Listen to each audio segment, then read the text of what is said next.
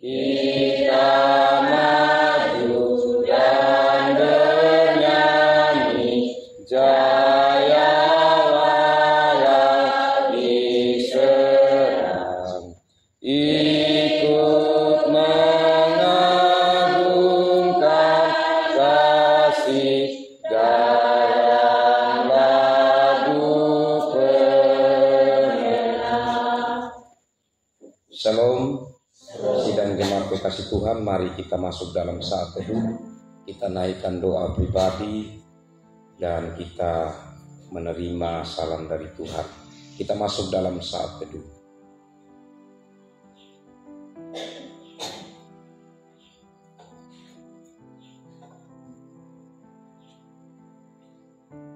Pertolongan kita, yaitu nama Allah yang telah menjadikan langit dan bumi dengan segala isinya, yang memelihara kesetiaannya sampai selama-lamanya, dan yang tidak pernah meninggalkan karya tangannya. Salam kasih karunia dan damai sejahtera dari Allah Bapa dan Tuhan Yesus Kristus dalam persekutuan Roh Kudus, kiranya atas saudara-saudara. Amin. Amin.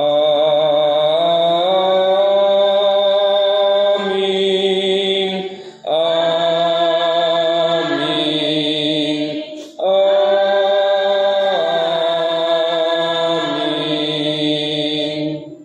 Silakan duduk.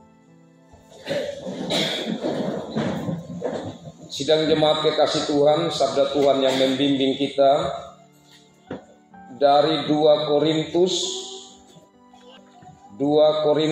pasal 5 ayatnya yang ke-17.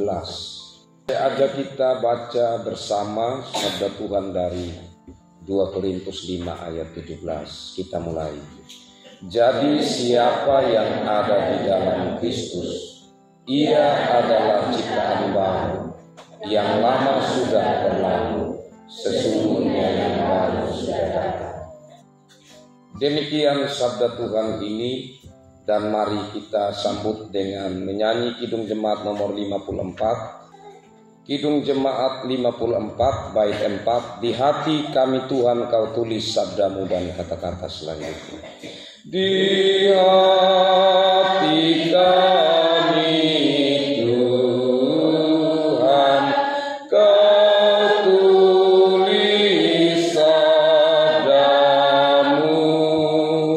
supaya kami juga setia dan teguh, kendati gunung goyah, binasa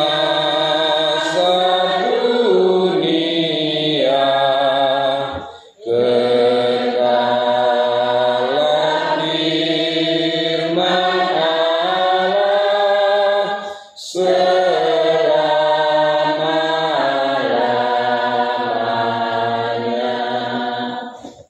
Sidang jemaat kekasih Tuhan, mari kita mengaku segala pelanggaran kita di hadapan hadirat Tuhan dan kita memohon pengampunan Tuhan. Kita berdoa. Dalam kerendahan diri kami saat ini ya Tuhan, kami datang ke hadapan hadirat-Mu, kami mau mengakui setiap pelanggaran kami, setiap sikap hidup kami yang tidak berkenan di hadapan hadirat-Mu, baik itu lewat apa yang kami pikirkan, lewat tutur kata kami, lewat perbuatan-perbuatan sikap-sikap hidup kami yang tidak berkenan di hadapan hadirat-Mu. Kami mengakui semua kesalahan kami Tuhan, dan kami mohon pengampunan daripada-Mu. Ya Allah Bapa di sorga, kami mohon dalam nama Yesus, hapuskanlah pelanggaran kami. Ini doa kami, dan dalam nama Yesus penebus kami mohon pengampunan kepada Bapa di sorga. Amin. Mari kita menyanyi Kidung Jemaat 37 bagian B, meresponi akan doa permohonan pengampunan dosa kita. Kidung Jemaat 37 bagian B ayat 1. Batu karang yang teguh kau tempatku berteduh, dan kata-kata selanjutnya. Batu karang yang teguh kau tempatku berteduh,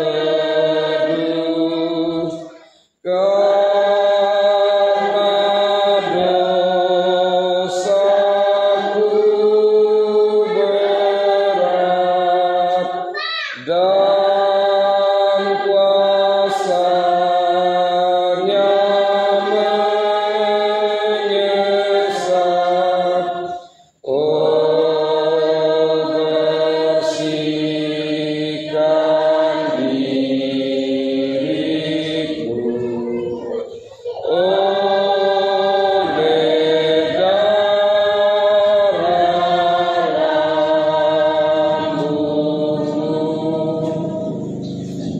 Sabda Tuhan yang menjadi berita anugerah bagi kita dari Yohanes 3 ayat 16. Mari kita menyatakan berita anugerah ini secara bersama-sama. Karena begitu besar kasih Allah akan dunia ini, sehingga Ia telah mengaruniakan anaknya yang tunggal, supaya setiap orang yang percaya kepadanya tidak binasa, melainkan beroleh hidup yang kekal. Mari kita bersama-sama menyambut akan berita anugerah ini dengan memuji Tuhan dari Kidung Jemaat 178 ayat 1.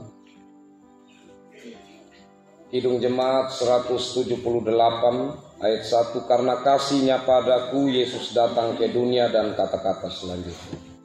Karena kasih-Nya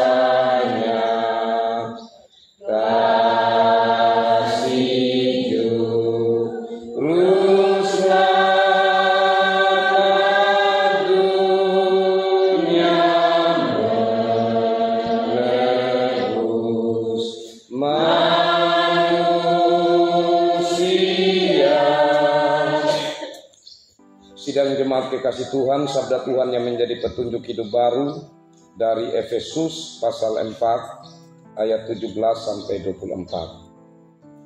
Efesus pasal 4 ayat 17 sampai ayat 24. Saya jemput sidang jemaat kita berdiri.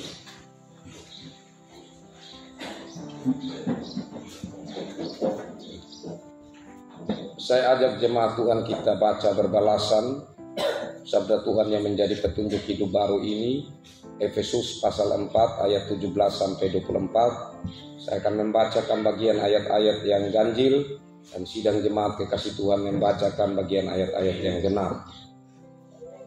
Manusia baru.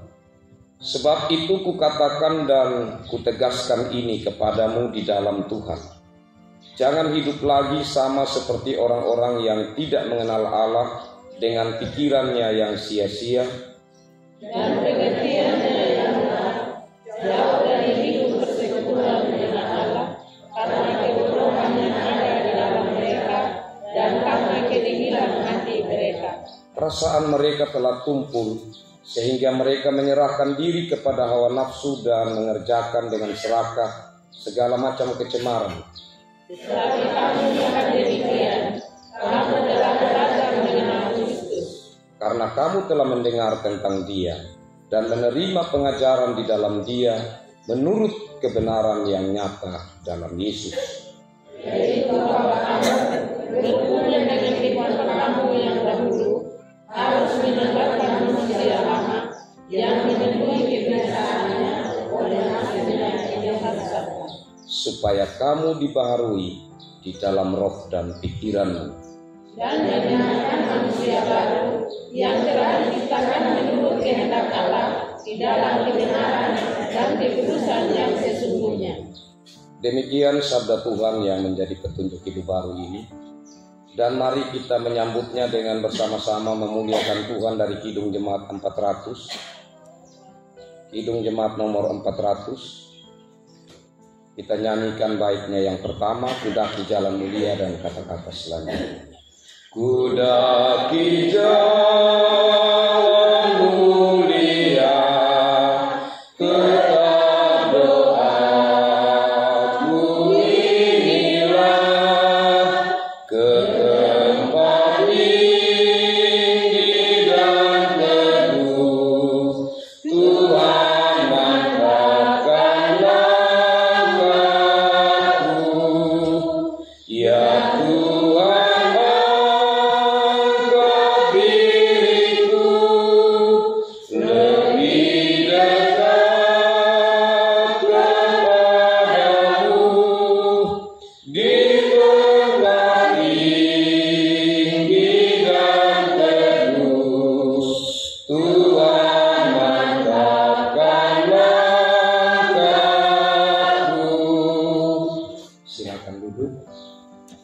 Sidang jemaat kekasih Tuhan, kita masuk dalam pemberitaan sabda Tuhan, firman Tuhan dari 1 Petrus pasal 1. 1 Petrus pasal 1 ayat 3 sampai ayatnya yang ke-12. Mari kita berdoa untuk pemberitaan sabda Tuhan. Kita berdoa. Terima kasih Tuhan untuk kesempatan yang Tuhan berikan. Kami bersekutu bersama, beribadah, memuji, memuliakan nama Tuhan, menyembah Tuhan. Dan saat ini kesempatan untuk kami mendengar, merenungkan sabda Tuhan. Kami mohon Roh Kudus Tuhan melingkupi kami semua. Hamba-Mu yang saat ini Tuhan percayakan untuk memberitakan sabda-Mu. Hamba-Mu ini manusia yang terbatas, bahkan tidak layak. Pakailah hamba-Mu ini Tuhan, layakkanlah hamba-Mu ini. Dan kiranya Roh Kudus berkarya, Roh Kudus yang berbicara lewat hamba-Mu ini, sehingga kami semua diberkati oleh firman. Berkati kami semua dengan Roh Kudus-Mu sehingga kami mengerti firman. Dan Roh Kudus yang menolong kami, menanamkan maksud firman-Mu ini di dalam diri kami, dan yang memampukan kami untuk melakukan sabda-Mu dalam hidup kami. Mari datang dan berfirman-Lah ya Tuhan. Kami bersedia mendengar, merenungkan, menerima, dan melakukan sabda-Mu. Dalam Yesus Kristus firman yang hidup, kami berdoa. Amin. Sidang jemaat kekasih Tuhan, saya bacakan bagi kita bagian sabda Tuhan yang menjadi perenungan kita dari 1 Petrus pasal 1 ayat 3 sampai ayat 12. Lembaga Alkitab Indonesia atau LAI memberi judul Pengharapan Iman dan Kasih. Terpujilah Allah dan Bapa Tuhan kita Yesus Kristus, yang karena rahmat-Nya yang besar telah melahirkan kita kembali oleh kebangkitan Yesus Kristus dari antara orang mati kepada suatu hidup yang penuh pengharapan, untuk menerima suatu bagian yang tidak dapat binasa, yang tidak dapat cemar, dan yang tidak dapat layu, yang tersimpan di sorga bagi kamu. Yaitu kamu yang dipelihara dalam kekuatan Allah karena imanmu, sementara kamu menantikan keselamatan yang telah tersedia untuk dinyatakan pada zaman akhir. Bergembiralah akan hal itu, sekalipun sekarang ini kamu seketika harus berduka cita oleh berbagai-bagai pencobaan. Maksud semuanya itu ialah untuk membuktikan kemurnian imanmu yang jauh lebih tinggi nilainya daripada emas yang fana, yang diuji kemurniannya dengan api, sehingga kamu memperoleh puji-pujian dan kemuliaan dan kehormatan pada hari Yesus Kristus menyatakan diri. Sekalipun kamu belum pernah melihat Dia, namun kamu mengasihinya. Kamu percaya kepada Dia, sekalipun kamu sekarang tidak melihatnya. Kamu bergembira karena sukacita yang mulia dan yang tidak terkatakan, karena kamu telah mencapai tujuan imanmu, yaitu keselamatan jiwa. Keselamatan itulah yang diselidiki dan diteliti oleh nabi-nabi yang telah bernubuat tentang kasih karunia yang diuntukkan bagimu. Dan mereka meneliti saat yang mana dan yang bagaimana yang dimaksudkan oleh Roh Kudus yang ada di dalam mereka, yaitu Roh yang sebelumnya memberi kesaksian tentang segala penderitaan yang akan menimpa Kristus dan tentang segala kemuliaan yang menyusul sesudah itu. Kepada mereka telah dinyatakan bahwa mereka bukan melayani diri mereka sendiri, tetapi melayani kamu dengan segala sesuatu yang telah diberitakan sekarang kepada kamu dengan perantaraan mereka yang oleh Roh Kudus yang diutus dari sorga menyampaikan berita Injil kepada kamu, yaitu hal-hal yang ingin diketahui oleh malaikat-malaikat. Demikian sabda Tuhan ini. Berbahagialah saudara-saudara yang selalu rindu sabda Tuhan dalam hidup kita dan berkomitmen untuk kita melakukan firman Tuhan dalam hidup kita. Shalom. Kekasih-kekasih Tuhan, setiap orang itu punya harapan.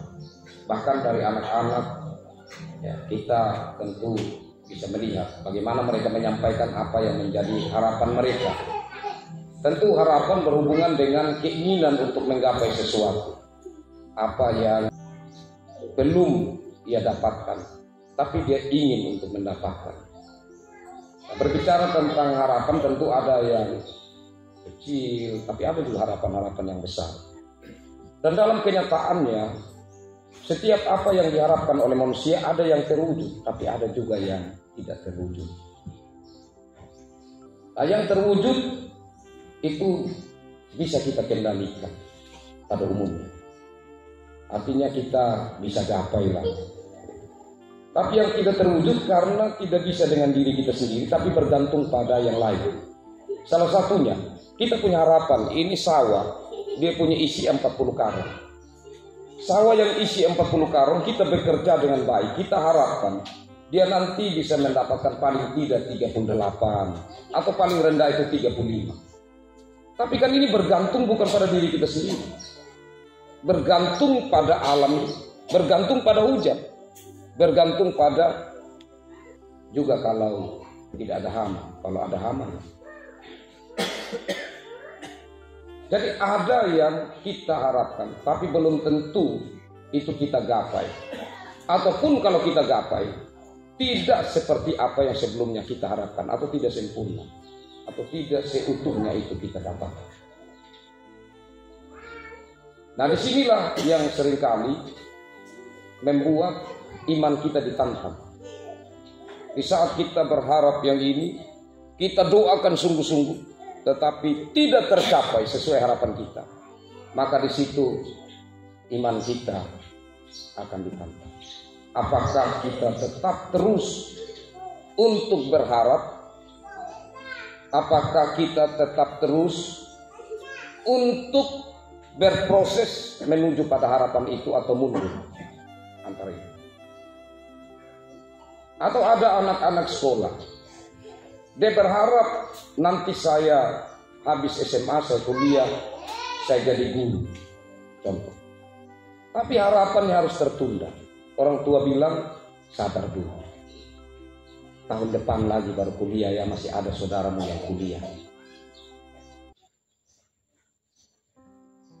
Apakah masih tetap teguh dalam pengharapan? Itu tidak mudah. Iman kita ditantang di situ. Apalagi kalau menghadapi penderitaan yang bertubi-tubi, itu tidak mudah. Seperti yang dihadapi oleh jemaat Tuhan yang tersebar di beberapa tempat.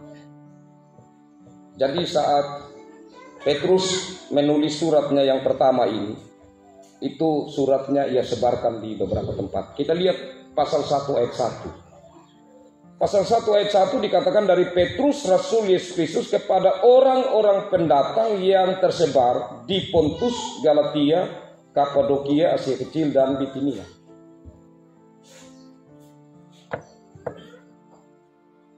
Petrus mau menguatkan mereka.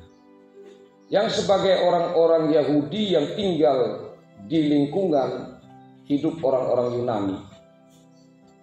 Terlebih khususnya karena mereka ini orang-orang Kristen yang pertama yang kemungkinan besar itu setelah peristiwa Pentakosta, orang-orang Yahudi pergi juga untuk mencari nafkah dan untuk memperjuangkan hidup di sana. Dan di sana mereka tentu merupakan kelompok minoritas atau yang kecil di antara kepercayaan yang besar yang ada saat itu.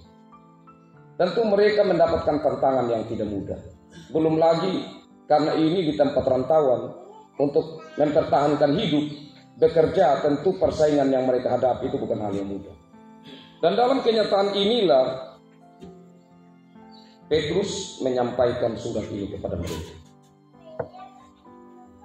Nah, di sini kekasih-kekasih Tuhan, Lembaga Alkitab Indonesia memberi judul pengharapan iman dan kasih. Artinya dia memulainya dengan kata pengharapan. Biasanya kan kalau berbicara tentang tiga hal ini, itu dimulai dengan kata iman. Iman, pengharapan, dan kasih. Tapi ini dimulai dengan pengharapan. Ya karena sangat berhubungan dengan pengharapan mereka yang sudah hampir-hampir pudar. Mereka hampir-hampir merasa putus asa. Mereka hampir-hampir tidak lagi mau berharap. Nah, kekasih Tuhan, sedangkan yang mau dikatakan oleh Rasul Petrus di sini, ini bukan sekedar pengharapan-pengharapan seperti yang saya ungkapkan tadi. Seperti kalau kita petani, pengharapan tentang bagaimana padi nanti, panen hasilnya seperti apa yang kita sudah pikirkan, atau harapan pendidikan dan lain sebagainya. Ini pengharapan yang paling utama dan sangat penting, yaitu pengharapan dalam Yesus Kristus. Kenapa sangat penting?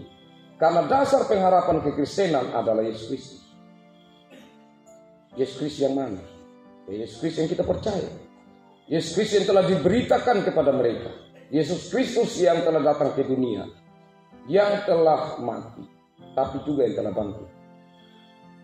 Dan bagi Rasul Petrus, ini hal yang sangat penting karena telah diselidiki oleh para nabi-nabi. Itu tadi bagian firman Tuhan, kita ikuti. Ayat 10. Keselamatan itulah yang diselidiki dan diteliti oleh nabi-nabi. Jadi para nabi ini di zaman perjanjian lama, mereka menyelidiki Mesias yang akan datang itu Mesias yang bagaimana. Ternyata bagi mereka Mesias yang datang itu Mesias yang menderita. Mesias yang pada akhirnya mati, tetapi tidak kalah karena pada akhirnya ia bangkit. Berarti ini satu berita penting, satu pengharapan besar yang bukan baru muncul di perjanjian baru, tetapi yang sudah tersimpan dan sudah menjadi pengharapan bagi para nabi. Hanya saja mereka tidak sampai menikmatinya seperti yang hidup dalam masa perjanjian baru, di mana mereka menyaksikan Mesias yang telah dijanjikan, yang diteliti oleh para nabi itu datang, hidup, dan mereka alami dalam kehidupan keseharian. Tapi bagaimana dengan kita? Di sini dikatakan bagi jemaat yang ada di beberapa tempat itu dan kita, bahwa ayat 8, sekalipun kamu belum pernah melihat dia, namun kami masih bersukacita. Inilah yang berbicara tentang iman. Tidak melihat, namun percaya. Kamu percaya kepada dia sekalipun kamu sekarang tidak melihat. Jadi iman kita bangun seperti juga iman para nabi yang tidak melihat tentang Yesus yang akan datang itu, tetapi mereka percaya bahwa Mesias itu akan datang. Dan kita yang sudah mengalami kasih karunia Allah dengan kedatangan Mesias itu, maka tentu pengharapan kita harusnya menjadi semakin kuat. Inilah yang menjadi landasan kenapa jemaat perlu tetap teguh dalam pengharapan, dan malah Rasul Petrus bilang kamu perlu mengalami sukacita. Kamu perlu bergembira akan hal itu. Nah, yang kedua, kekasih-kekasih Tuhan. Rasul Petrus menyampaikan ini kepada para pendatang, mereka yang adalah pendatang. Alkitab mencatat bahwa kita semua manusia yang ada di dunia ini, terlebih khususnya kita orang-orang Kristen, kita percaya bahwa kita ini adalah pendatang. Anak-anak kerajaan Allah yang adalah pendatang, tempat kita sebenarnya surga. Dan kita datang ke dalam dunia ini untuk kita menjalani kehidupan demi kemuliaan Allah. Tapi juga untuk kita menikmati hidup dalam berkat Allah di dunia ini. Dan dalam perjalanan hidup kita di dunia ini, maka kita harus menunjukkan bahwa kita bukanlah orang-orang dunia, tapi kita adalah orang-orang surga. Kenapa kekasih-kekasih Tuhan? Karena di sini dikatakan bahwa terpujilah Allah dan Bapa Tuhan kita, ayat 3 ya, Yesus Kristus, yang karena rahmatnya yang besar telah melahirkan kita kembali oleh kebangkitan. Jadi kita adalah ciptaan baru yang datang dari sorga, yang datang dari Allah, tetapi kemudian hidup di dunia yang penuh tantangan dan kita tercemar dengan dosa. Tetapi oleh kebangkitan Kristus kita telah dilahirkan kembali. Karena itu orang-orang pendatang yang harus menunjukkan cara hidup yang berbeda. Nah, di sini kekasih-kekasih Tuhan bukan soal tampilan luarnya atau casing, tetapi soal kehidupan spiritual, kehidupan rohani, karakter kekristenan. Itu yang penting sekali. Untuk menunjukkan bahwa benar kita ini adalah orang-orang yang telah dilahirkan baru atau telah mengalami kelahiran baru. Nah, kita bersyukur dan saya juga tentu bersyukur kepada Tuhan karena Bapak Mama yang selalu hadir beribadah itu salah satu menunjukkan bahwa Bapak Mama ini sudah lahir baru.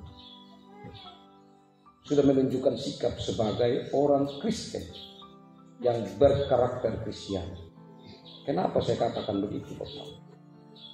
Karena kita ini sebentar kita panen, kita senang. Tapi sebentar lagi kan kita ada lagi dalam pergumulan. Jadi ibarat kita berjalan di padang gurun yang susah air. Pas kita ketemu ini mata air, oase, senangnya luar biasa. Tapi jalan lagi sebentar di atas pasir di bawah terik matahari, itu sulit lagi. Dan tidak mungkin berhenti pergumulan dalam hidup ini. Tetapi bagaimana cara pandang kita tentang kehidupan ini itu penting sekali. Dan landasannya tentu adalah pengharapan kepada Kristus. Nah, kekasih-kekasih Tuhan, selanjutnya di sini selain berbicara tentang pengharapan juga berbicara tentang iman. Berbicara tentang iman di sini tentu berbicara tentang bagaimana kita menunjukkan bahwa benar-benar kita orang yang percaya kepada Tuhan. Itu lewat pertama-tama kesediaan kita untuk terus belajar mengenal Tuhan. Jadi pengenalan akan Tuhan akan semakin membuat iman kita kuat dan bertumbuh.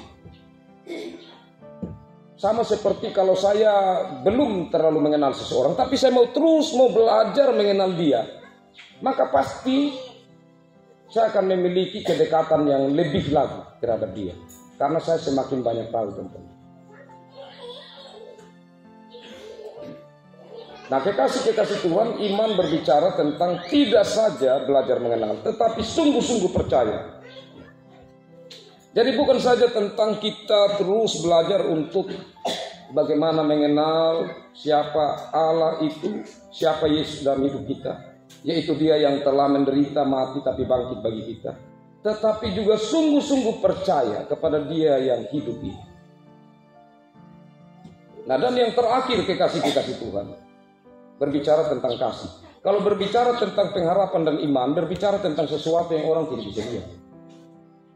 Orang tidak bisa lihat. Kalau kita katakan baru orang tahu, ya kan? Harapanmu apa? Atau contohnya, cita-citamu apa? Kalau kita baca pikiran orang, dia punya harapan apa sekarang itu. Saya melihat Bapak Mama, apa yang Bapak Mama punya harapan saya tidak tahu. Kecuali diungkapkan. Begitupun iman Bapak Mama dan saya, kita saling tidak tahu sebesar apa iman kita. Tetapi yang terakhir, kasih akan menunjukkan seberapa besar dan teguhnya pengharapan dan iman kita. Itu akan ditunjukkan lewat kasih kita. Pertama-tama kasih kita tentu kepada Tuhan. Kasih kita kepada Tuhan itu akan Tuhan sudah tahu ya, tapi orang akan melihat seberapa besar kita punya pengharapan. Salah satunya, kita punya pengharapan kepada Tuhan yang dalam Yesus Kristus Allah yang sudah bangkit itu. Maka kita senantiasa berharap kepada Dia dalam segala sesuatu perjalanan kehidupan kita. Kecil atau besar, kita akan terus bergantung kepada-Nya. Seperti terus membangun hubungan dengan doa. Karena kita percaya bahwa Allah kita bukan Allah yang mati, tapi Allah kita dalam Yesus Kristus Allah yang hidup, yang Dia pasti dengar apa yang menjadi seruan kita, yang Dia pasti sudah berjanji untuk bersama kita, ya Immanuel. Kita percaya bahwa Dia, meskipun kita tidak lihat, tapi pengharapan dan iman kita itu akan terwujud lewat bagaimana sikap hidup kita. Nah, selanjutnya terhadap sesama, ya tentu ini hal yang penting sekali dikasih wujud pengharapan dan iman kita itu menjadi kesaksian bagi sesama kita, di mana kita senantiasa menunjukkan sikap kasih. Tapi kasih kita kasih Tuhan bukan kasih yang dunia. Kalau kasih dalam konteks dunia, itu kasih yang bisa tidak tulus, kasih yang tidak rela, kasih yang terlalu perhitungan. Tapi kalau kasih dalam Kristus, maka kasih itu tulus, bahkan rela berkorban. Disinilah yang tidak mudah untuk kita terapkan, tetapi disitulah kasih yang diminta dari Tuhan kepada kita untuk kita lakukan. Dalam hal ini bagi orang-orang yang ada di rantau sebagai pendatang, meskipun mereka mendapat olokan, mereka itu mendapatkan tantangan dalam perjalanan rohani mereka, berhadapan dengan orang-orang asli yang ada di sekitar mereka. Mereka harus tetap mengasihi, tidak boleh benci. Itu tidak mudah. Mereka harus tetap mengasihi, karena kasih itu adalah syarat untuk kita menjadi orang yang lahir baru. Dapat Mama kita kasih Tuhan, kita bersyukur karena kita hidup dalam kebersamaan. Sulit sekali untuk kita tidak mengasihi. Kita sudah diajarkan untuk membangun cinta kasih itu dalam keluarga, dalam kehidupan bersama saudara-bersaudara dalam kampung. Biarlah kasih itu kita tingkatkan. Memang ada beberapa hal yang menjadi penghalang dari kasih itu. Salah satunya Bapak Mama kasih Tuhan adalah bagaimana kita menjaga lidah kita.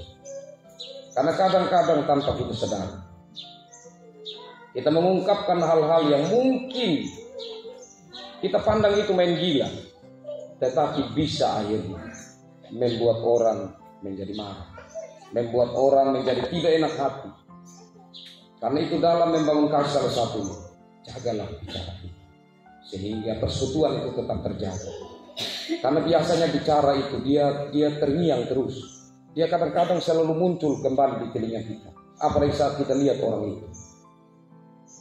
Tetapi yang terakhir, tetap kita harus mendoakan.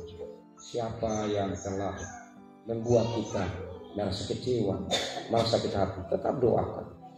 Karena kita percaya bahwa keadilan datang dari Tuhan. Yang kedua, memang kita dipanggil untuk tetap melepaskan pengampunan. Itulah orang yang lahir baru. Hiduplah sebagai anak-anak Tuhan yang sudah mengalami kelahiran baru, yang menjadi pemenang atas diri kita dan menjadi pemenang dalam berbagai lini kehidupan kita, pekerjaan kita dan lain sebagainya. Karena kita memiliki Kristus yang menang, yang telah bangkit. Tuhan memberkati firman-Nya dan memberkati kita semua. Amin.